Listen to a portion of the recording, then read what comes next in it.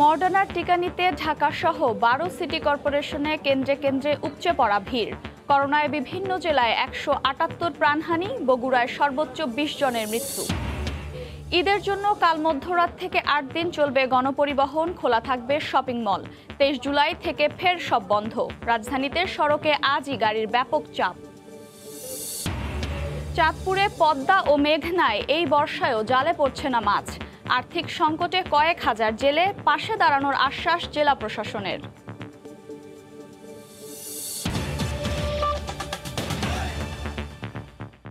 সময় সংবাদের সঙ্গে আছি আমি আফরোজা মৌটুসী। আগামীকাল মধ্যরাত থেকে 23 জুলাই ভোর 6টা পর্যন্ত বিধিনিষেধ শিথিল করে প্রজ্ঞাপন জারি করা হয়েছে। এই মুহূর্তে সচিবালয়ে আছেন রিপোর্টার এহসান জুয়েল। বিস্তারিত জানতে সরাসরি যাচ্ছি তার কাছে। জুয়েল, মৌটুসী, একসাথে আজকে দুটো প্রজ্ঞাপন হয়েছে। এর মধ্যে একটা প্রজ্ঞাপন হলো 15 জুলাই থেকে 23 জুলাই পর্যন্ত, অর্থাৎ লকডাউন, যে চলমান লকডাউন আছে সেটাকে শিথিল করে। আরেকটা প্রজ্ঞাপন যেটি হয়েছে সেটি হলো 23 জুলাই থেকে 5 আগস্ট পর্যন্ত 14 দিনের জন্য একেবারে কঠোর লকডাউন বলতে যা বোঝায় কিংবা শাটডাউন বলতে যেটা বোঝায় সেরকম একটা প্রজ্ঞাপন হয়েছে। দুটোই একসঙ্গে এসেছে কিছুক্ষণ আগে। প্রথম যে প্রজ্ঞাপনটি হয়েছে সেই প্রজ্ঞাপনে বলা হয়েছে যেহেতু ঈদ উদযাপনের বিষয় আছে, দেশে আর্থসামাজিক বিষয় আছে এবং ঈদ পূর্ব ব্যবসা বাণিজ্যের বিষয় আছে, ঈদে বাড়ি যাওয়ার বিষয়গুলো আছে, সেসব বিবেচনা করেই চলমান যে লকডাউন যেটি আগামীকাল পর্যন্ত ছিল, অর্থাৎ আগামীকাল মধ্যরাত পর্যন্ত আছে, সেটি পরবর্তীতে তার পরের দিন থেকে শিথিল করা হয়েছে। সেটা শিথিল করা হয়েছে 8 দিনের জন্য। এবং এই 8 দিনে মূলত যেসব বন্ধ বিষয়গুলো আছে, অর্থাৎ গণপরিবহন, দোকানপাট, শপিং মল, সেগুলো সবগুলোই খুলে দেওয়া হবে। গার্মেন্টস আগে থেকে খোলা আছে, সেটা খোলা থাকবে। তবে নতুন করে যে প্রজ্ঞাপনটি এসেছে, অর্থাৎ 23 জুলাই থেকে 5 আগস্ট পর্যন্ত 14 দিনের জন্য যে কঠোর বিধিনিষেধ জারি করা হয়েছে, সেখানে কিন্তু আগের যে, অর্থাৎ বর্তমানে যে চলমান বিধিনিষেধগুলো আছে তার সবগুলোই রাখার পাশাপাশি নতুন করে যোগ করা হয়েছে গার্মেন্টস এবং শিল্প কারখানাও কিন্তু বন্ধ রাখা হবে। অর্থাৎ একেবারেই সব কিছু বন্ধ বলতে যেটা বোঝায়, যেহেতু এখনকার চলমান লকডাউনে গার্মেন্টস কারখানা খোলা রাখা হয়েছিল, সেটা কিন্তু তখন খোলা থাকবে না, সেটা কিন্তু বন্ধ করে দেওয়া হবে। এবং একই সঙ্গে বলা হয়েছে সকল রকম যানবাহন, সেটা আভ্যন্তরীণ হোক, এমনকি আভ্যন্তরীণ বিমান চলাচলের বিষয়টিও কিন্তু বন্ধ থাকবে। তবে আন্তর্জাতিক ফ্লাইট চলবে এবং আন্তর্জাতিক ফ্লাইটে যারা আসা যাওয়া করবেন তারা বিমানের টিকিট দেখিয়ে আসা যাওয়া করার সুযোগ পাবেন। এবং একই সঙ্গে সেখানে উল্লেখ করে দেওয়া হয়েছে সকল রকম সরকারি, বেসরকারি, স্বায়ত্তশাসিত, আধা সরকারি অফিস, সব ধরনের অফিসই কিন্তু বন্ধ রাখা হবে। কারণ দেশে যেহেতু করোনার সংক্রমণ বাড়ছে এবং ঈদের সময় শীতলতা থাকার একটা বিষয় রয়েছে, সেই সময় সংক্রমণ ছড়িয়ে পড়া একটা আশঙ্কা এর মধ্যে কিন্তু জনস্বাস্থ্যবিদরা জানিয়েছেন। তাই পরবর্তীতে যাতে সেই ধাক্কাটা সামাল দেওয়া যায়, অর্থাৎ লাগামটা টেনে ধরা যায়, সেই কারণে কিন্তু সরকারি, বেসরকারি অফিসও কিন্তু বন্ধ করে দেওয়া হবে। তবে খুব জরুরি প্রয়োজন হলে কোনো সরকারি কর্মকর্তা কিংবা কার্যালয় যদি মনে করে তাদের অফিস পরিচালনা করতে হবে, সেক্ষেত্রে তারা বাসায় বসে ভার্চুয়ালি তারা পরিচালনা করবেন। এবং একই সঙ্গে কিন্তু চলমান বিধিনিষেধে যে বিষয়গুলো আছে, অর্থাৎ কাঁচা বাজার সকাল 9টা থেকে বিকাল 3টা পর্যন্ত, হোটেল রেস্তোরাঁ সকাল 8টা থেকে রাতের 8টা পর্যন্ত, এইভাবে কিন্তু খোলা রাখা যাবে। তবে পুরো বিষয়টা আসলে নির্ভর করছে এই সময়টাতে সংক্রমণ কতটা ছড়িয়ে পড়ে এবং সেটি অনুযায়ী কিন্তু পরবর্তীতে এই বিধিনিষেধে হয়তো নতুন কিছু যোগ হতে পারে। এখন পর্যন্ত মৌটুসী ছিল আমার কাছে প্রজ্ঞাপনের সবশেষ খবর। সচিবালয়ের সামনে থেকে এতক্ষণ সরাসরি যুক্ত ছিলেন সহকর্মী এহসান জুয়েল। এদিকে বিধিনিষেধ শিথিলের আগে রাজধানীর সড়কে গাড়ির চাপ অনেক বেড়েছে। খুলতে শুরু করেছে দোকানপাটও, চেকপোস্টেও ঢিলে ঢালা নজরদারি। এই নিয়ে বিস্তারিত জানাতে এই মুহূর্তে রাজধানীর বাড্ডায় আছেন রিপোর্টার মাহমুদ রাকিব। সরাসরি যাচ্ছি তার কাছে। রাকিব, মৌটুসী, প্রজ্ঞাপন অনুযায়ী কিন্তু আজ এবং আগামীকালও কঠোর বিধিনিষেধ মেনে লকডাউন পালন করবার কথা পুরো দেশে, কিন্তু সেটা কিন্তু অনেকটা শিথিল হয়ে গেছে। সরজমিনে কিন্তু তেমনটাই আমরা দেখতে পাচ্ছি। সড়কে প্রচুর গাড়ি বেড়েছে। আমরা দেখেছি যাত্রাবাড়ি এলাকায় অনেক সংখ্যক দোকানপাট যেগুলো কিনা লকডাউনে বন্ধ থাকবার কথা, সেগুলো ইতিমধ্যেই খুলে তারা বেচাকেনা শুরু করেছেন। এবং ব্যক্তিগত গাড়ির সংখ্যা প্রচুর বেড়েছে। আর রিকশার পাশাপাশি সড়কে অনেক ভ্যান, প্রত্যেকটি ভ্যানে 8 জন 9 জন করে যাত্রী রয়েছেন। এবং শুধুমাত্র যদি বলি গণপরিবহন এখনও পর্যন্ত রাস্তায় নামেনি, এছাড়া কিন্তু সব ধরনের যানবাহনের রাস্তায় আছে।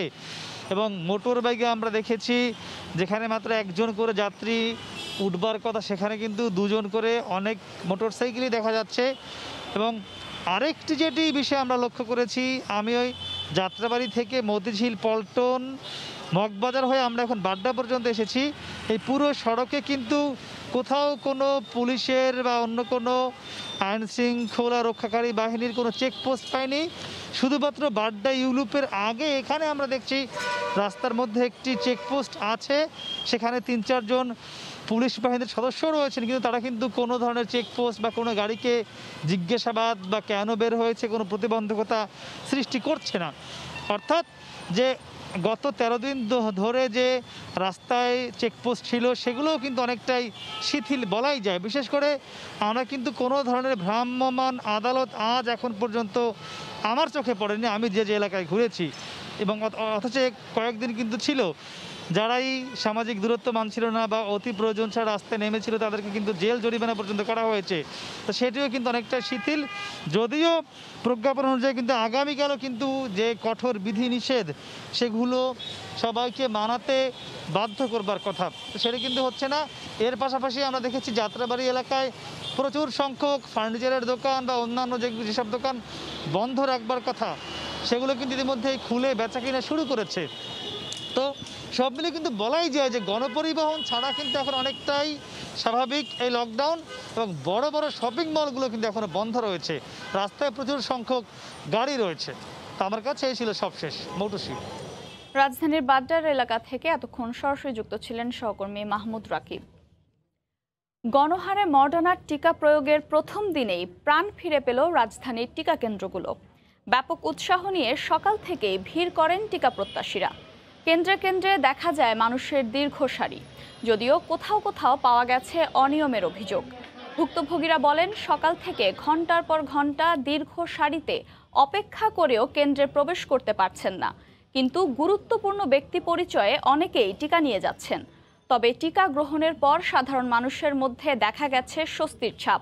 অনিশ্চয়তা কাটিয়ে টিকা কার্যক্রমে গতি আসায় সন্তোষ প্রকাশ করেন তারা। ভালোই লাগছে, এখন নিজের মনে হইতেছে না সুরক্ষিত। তারপরে দ্বিতীয় ডোজ দিতে পারলে তো আরো ভালো। সিস্টেম ইজ গুড, খুব ভালো, এবং সবাই যথারীতি সুন্দরভাবে নিচ্ছে। এতগুলো টিকা আসছে, এটা ভালো একটা ব্যাপার, বাট এখানে একটু অব্যবস্থাপনা আছে। সকাল 8টায় আইসা দাঁড়াইছি, আমি এখন পর্যন্ত এই লাইনের শ্বাস মতো আইসা কোনো টিকা দেওয়ার কোনো লক্ষণই দেখছি না। দীর্ঘক্ষণ ধরে এই রোদের মধ্যে মহিলারা দাঁড়িয়ে আছে, পুরুষরা দাঁড়িয়ে আছে, এখান থেকে পাত্তা না দিয়ে ভিতর দিয়ে মানুষজনকে পাস করে দিচ্ছে। এই মুহূর্তে রাজধানীর তেজগাঁওয়ে জাতীয় নাক কান গলা ইনস্টিটিউট টিকা কেন্দ্রে আছেন রিপোর্টার ফারুক ভুইয়া রবিন। বিস্তারিত জানতে সরাসরি যাচ্ছি তার কাছে। রবিন। মৌটুসী, আসলে যদি বলতে চাই যে এখনও কিন্তু টিকা কেন্দ্রগুলোতে মানুষের যথেষ্ট ভিড় লক্ষ্য করা যাচ্ছে। সকাল 10টা থেকে বিভিন্ন কেন্দ্রগুলোতে টিকাদান আসলে যে খুব বেশ মানে উৎসাহ উদ্দীপনার সঙ্গে প্রদান করা হচ্ছে, কিন্তু তারপরে আমরা যেটি দেখতে পাচ্ছি যে মানুষের মধ্যে টিকা কেন্দ্রগুলোতে যে পরিমাণ টিকা পাঠানো হয়েছে তার চেয়েও বেশি সংখ্যক মানুষ টিকা নিতে এসেছেন।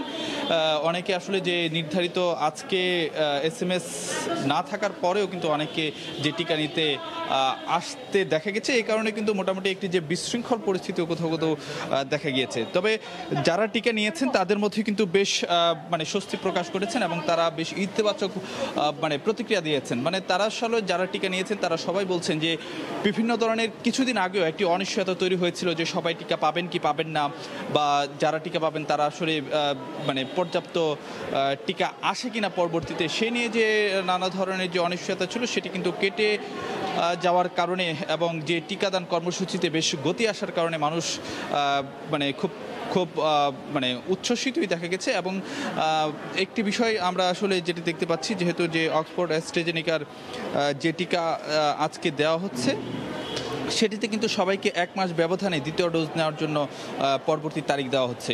এবং একটি বিষয় যদি আমরা আপনাদেরকে জানাতে চাই, এই টিকা কেন্দ্রগুলোতে আমরা যখন সকাল থেকে ছিলাম তখন থেকে কিন্তু মানুষকে দেখেছি বেশ দীর্ঘ সারিতে তারা অপেক্ষা করছেন, এবং সেই দীর্ঘ সারিতে অপেক্ষা করতে গিয়ে কিন্তু কারো কারো মধ্যে একটু যে সিরিয়াল না মানা কিংবা সারিতে যেভাবে মেনটেন করা দরকার সেসব হচ্ছে না, এই ধরনের কিন্তু নানান অভিযোগও কিন্তু উঠেছিল। যদিও কর্তৃপক্ষ আসলে যেটি বলছেন যে অনেকে আজকের তারিখে না আসার পরেও, অর্থাৎ যে মানে আজকে তাদেরকে SMS না পাওয়ার কারণেও কিন্তু না পাওয়ার পরে কিন্তু অনেকে টিকা নিতে এসেছেন যারা আগে নিবন্ধন করে রেখেছিলেন, সেই কারণে কিন্তু যে এই ধরনের একটি বিশৃঙ্খলা তৈরি হয়েছে এমনটি কিন্তু কর্তৃপক্ষ বলছে। তো এই ছিল আমার কাছে সবশেষ খবরাখবর আজকের টিকাদান কর্মসূচির। মৌটুসিম। এতক্ষণ সরাসরি যুক্ত ছিলেন সহকর্মী ফারুক ভুইয়া রবিন। দেশে নিয়ন্ত্রণহীন করোনা ভাইরাস। সবশেষ 24 ঘন্টায় রাজধানী ছাড়া দেশের বিভিন্ন জেলায় মারা গেছেন 2 শতাধিক। হাসপাতালগুলোতে শয্যা আর অক্সিজেন সংকট প্রকট হয়ে দাঁড়িয়েছে। একদিনে একক জেলা হিসেবে করোনা ও উপসর্গে সর্বোচ্চ মৃত্যু হয়েছে বগুড়ায়, মারা গেছেন 20 জন। এদিকে রাজশাহী মেডিকেলে 19 জন, খুলনার কোভিড হাসপাতালে 19 জন আর ময়মনসিংহে 18 জনের মৃত্যু হয়েছে। এছাড়াও যশোরে 13 জন, ঝিনাইদহে 12 জন, বরিশালে 11 জন, চট্টগ্রামে 10 ও টাঙ্গাইলে 9 জন মারা গেছেন।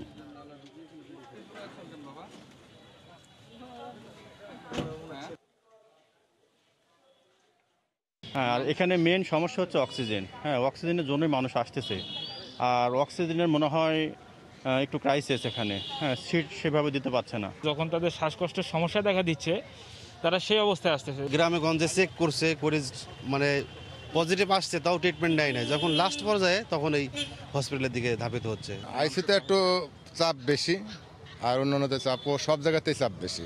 অক্সিজেনের প্রেশারটা কম, এটা নিয়ে যদি কোনো একটা ব্যবস্থা নেয় তাহলে মনে হয় রোগী খুব দ্রুতই ইমপ্রুভ করবে।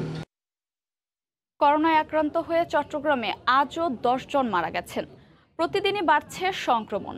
সবশেষ পরিস্থিতি জানাতে চট্টগ্রাম জেনারেল হাসপাতালে আছেন রিপোর্টার পার্থ প্রতিম বিশ্বাস। সরাসরি যাচ্ছি তার কাছে। পার্থ। ধন্যবাদ। বন্দরনগরী চট্টগ্রামে করোনা আক্রান্ত রোগীর সংখ্যা প্রতিদিনই বাড়ছে, একদিন আরেকদিনকে ছাড়িয়ে যাচ্ছে। আজকে 955 জন সর্বোচ্চ করোনা আক্রান্ত হয়েছে বন্দরনগরী চট্টগ্রামে, এবং সেক্ষেত্রে 10 জন করোনায় আক্রান্ত হয়ে মারা গেছে। প্রতিদিনই যেভাবে আসলে করোনা আক্রান্তের সংখ্যা লাফিয়ে লাফিয়ে বাড়ছে, সেক্ষেত্রে মৃত্যুহারও কিন্তু অনেকটাই সেভাবে কিন্তু বাড়ছে। এবং প্রতিদিন আমরা দেখছি বিভিন্ন জায়গা থেকে করোনা আক্রান্ত রোগীরা এখানে আসছেন। আগে শুধুমাত্র চট্টগ্রাম মহানগরেই কিন্তু সবচেয়ে বেশি করোনা আক্রান্ত হতো, তবে এখন উপজেলাগুলোতে সবচেয়ে বেশি করোনা আক্রান্ত হচ্ছে। সেক্ষেত্রে আজকে চট্টগ্রাম মহানগরীতে 633 জন এবং জেলাগুলোতে প্রায় আরও 350-400 জনের মতো করোনা আক্রান্ত নতুন করে আক্রান্ত হয়েছেন। যে হারে করোনা সংক্রমণ বাড়ছেন, ডাক্তাররা ধারণা করছেন ভারতীয় যে ডেল্টা সংক্রমণ, ডেল্টার ছড়িয়ে পড়ার কারণে কিন্তু এভাবে দ্রুত গতিতে সবাই আক্রান্ত হচ্ছে। এবং আরেকটি বিষয় হচ্ছে, ডাক্তাররা বলছেন ঘরের একজন আক্রান্ত হলে তার মাধ্যমে কিন্তু সবাই আক্রান্ত হয়ে পড়ছেন। এবং সেক্ষেত্রে স্বাস্থ্যবিধি মানা ছাড়া আসলে অন্য কোনো উপায় সাধারণ মানুষের মধ্যে আসলে আর খোলা নেই। যেহেতু লকডাউন চলছে, সেই লকডাউন যদি সরকার কঠোরভাবে পালন করে তাহলে হয়তো করোনা সংক্রমণ কিছুটা হলেও প্রতিরোধ করা সম্ভব। আপনারা দেখতে পাচ্ছেন যারা এখানে দাঁড়িয়ে আছেন, আমরা সকাল থেকে এই নগরীর জেনারেল হাসপাতালে আছি।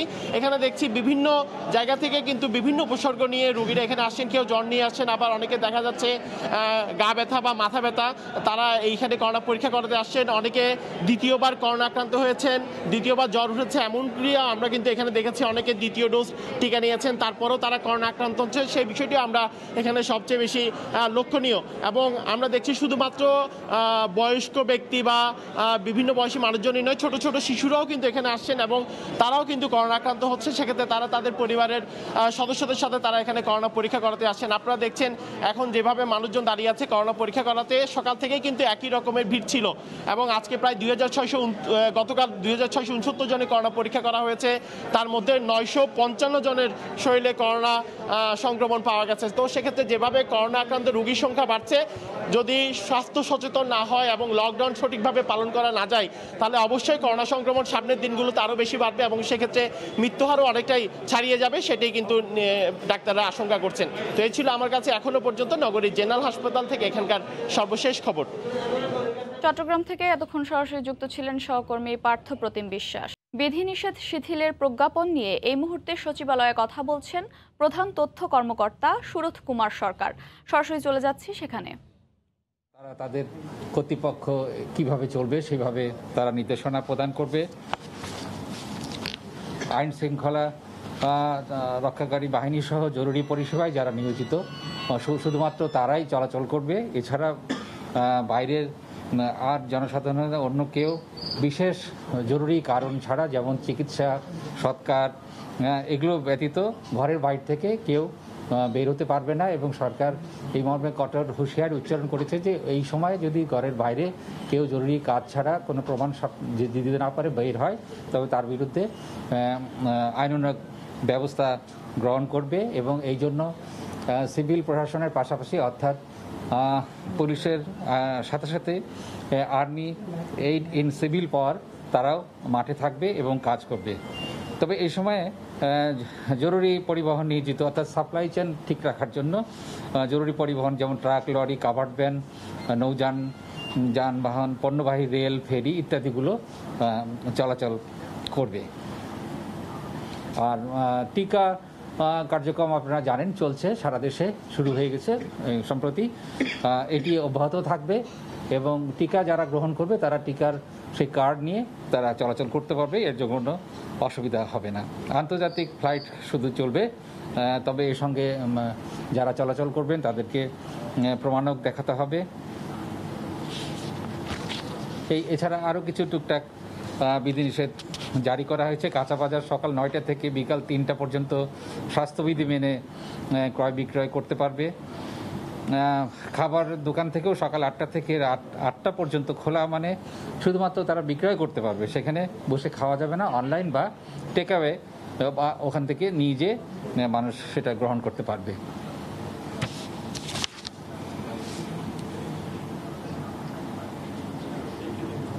এই তো আচ্ছা, বাদ পড়েছে কিছু জরুরিগুলো বাদ পড়েছে? হ্যাঁ বলুন।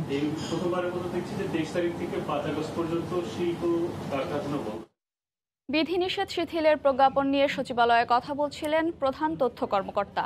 আমরা এতক্ষণ সরাসরি ছিলাম সেখানে। করোনায় আয় কমে যাওয়া মানুষের কাছে টিসিবির পণ্য যেন সোনার হরিণ। লাইনে দীর্ঘ অপেক্ষার পর অনেককেই ফিরতে হয় খালি হাতে।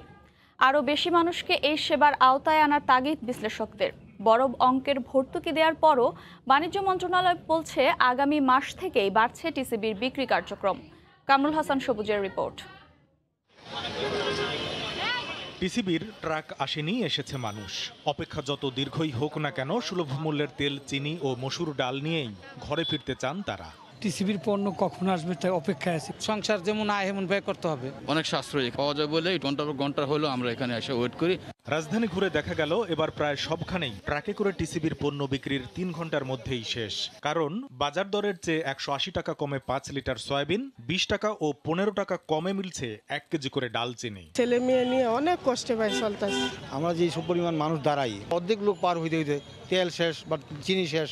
তথ্য বলছে এবারের কার্যক্রম চালাতে সরকারি এ বিপণন সংস্থাটিকে প্রতিদিন ভর্তুকি দিতে হচ্ছে তেল বাবদ গড়ে 1,53 লাখ টাকা এবং ডাল চিনিতে 71 লাখ টাকা। বিপরীতে 450 ট্রাকে সর্বোচ্চ বরাদ্দ ধরলেও দেশব্যাপী 2 লাখ মানুষও পাচ্ছে না টিসিবির ডাল, তেল, চিনি। করোনাকালে দরিদ্র মানুষের সংখ্যা যখন দিন দিন বাড়ছে, সেখানে দ্রুত এমন কার্যক্রমের পরিসর বাড়ানোর তাগিদ অর্থনীতি বিশ্লেষকদের। এই ধরনের সাপোর্ট যত বেশি সংখ্যক লোককে আরো বেশি পরিমাণে যদি দেওয়া সম্ভব হয় দেওয়া উচিত। মোটেও চিন্তা করা উচিত না যে আমাদের ট্যাক্সের টাকা থেকে কত টাকা ভর্তুকি আমরা দিচ্ছি।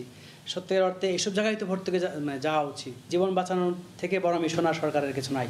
পরিস্থিতি বিবেচনায় আরও কিছু পণ্য যুক্ত করা এবং বরাদ্দের পরিমাণ বাড়ানোর সিদ্ধান্তের কথা জানালেন বাণিজ্য সচিব। ঈদের পরবর্তীতে যে স্লটে এই বিপণনে যাব, তখন আরো বেশি পণ্য বাজারজাত করার পরিকল্পনা আমাদের আছে। কোন পদ্ধতিতে এই কার্যক্রম চালালে ভর্তুকি কমিয়ে সেবার আওতা আরও বাড়ানো সম্ভব তা নিয়েও কাজ চলছে বলে জানান সংশ্লিষ্টরা। কামরুল হাসান সবুজ, সময় সংবাদ, ঢাকা। খুলনায় লকডাউনে সেনা সদস্যদের টহল কার্যক্রম পরিদর্শন করেছেন সেনাপ্রধান জেনারেল SM শফিউদ্দিন আহমেদ। সকালে খুলনায় যান তিনি। টহল কার্যক্রম পরিদর্শনের পাশাপাশি 5000 দুস্থ মানুষকে ত্রাণ সহায়তা দেন তিনি। এ সময় মাঠ পর্যায়ে নিয়োজিত সেনা সদস্যদের প্রতিকূল সময়ে সঠিকভাবে দায়িত্ব পালনের জন্য উৎসাহ দেন। তিনি স্থানীয় প্রশাসন ও সাধারণ মানুষের সঙ্গে মতবিনিময়ও করেন। সংকটময় পরিস্থিতিতে বিধিনিষেধ যথাযথভাবে পালনের মাধ্যমে দুর্যোগ মোকাবেলায় ঐক্যবদ্ধভাবে কাজ করার আহ্বান জানান সেনাপ্রধান।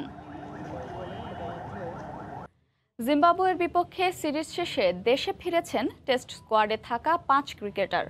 রিয়াদের জন্যই টেস্টটা জিততে চেয়েছিল টিম টাইগার্স। সাদা পোশাকে তার অভাব এখনও পূরণ হওয়ার নয় বলে জানান ওপেনার সাদমান ইসলাম অনিক। বিদেশের মাটিতে পাওয়া এই আত্মবিশ্বাস ভবিষ্যৎ সিরিজগুলোতেও কাজে লাগাতে চান তিনি। ওদের কন্ডিশনে অবশ্যই চ্যালেঞ্জিং ছিল, বাট আমরা সবসময় মনে করছি যে আমাদের থেকে বেটার টিম, আমরা ভালো প্র্যাকটিস করছি, ভালো প্রিপারেশন ছিল, আর আমাদের স্টার্টটা খুব ভালো হয়েছে। রিয়াদ ভাইয়ের জায়গা অবশ্যই এটা সবসময়ই থাকবে, যার কারণে আমরা সবাই একটু আপসেট হয়ে গেছিলাম। এমনি হঠাৎ করে আমরা একটু শুনতে পারছিলাম যে রিয়াদ ভাই মনে হয় এটাই লাস্ট ম্যাচ খেলবেন, যা সেরকম কিছু শুনতে পারছি। পরে লাস্টে ম্যাচের একটু আগে শুনতে পারছি যে রিয়াদ ভাই টেস্ট খেলবেন না। এটাই রিয়াদ ভাই আমাদের হঠাৎ করে ড্রেসিং রুমে আমাদের জানাচ্ছে, যার কারণে পরে আমরা সবাই চেষ্টা করছি যে রিয়াদ ভাইয়ের জন্য খেলবো। আর সবাই একটা ইচ্ছা ছিল যে লাস্ট যে মোমেন্টটা আমরা যা রিয়াদ ভাইকে ডেডিকেট করবো আমাদের ম্যাচ উইনটা, তো আমরা ওইভাবেই করতে পারছি। এ পর্যায়ে শীর্ষ সংবাদ জানিয়ে দিচ্ছি আরেকবার। মডার্নার টিকা নিতে ঢাকা সহ 12 সিটি কর্পোরেশনের কেন্দ্রে কেন্দ্রে উপচে পড়া ভিড়। করোনায় বিভিন্ন জেলায় 205 জনের প্রাণহানি, বগুড়ায় সর্বোচ্চ 20 জনের মৃত্যু। ঈদের জন্য কাল মধ্যরাত থেকে 8 দিন চলবে গণপরিবহন, খোলা থাকবে শপিং মল।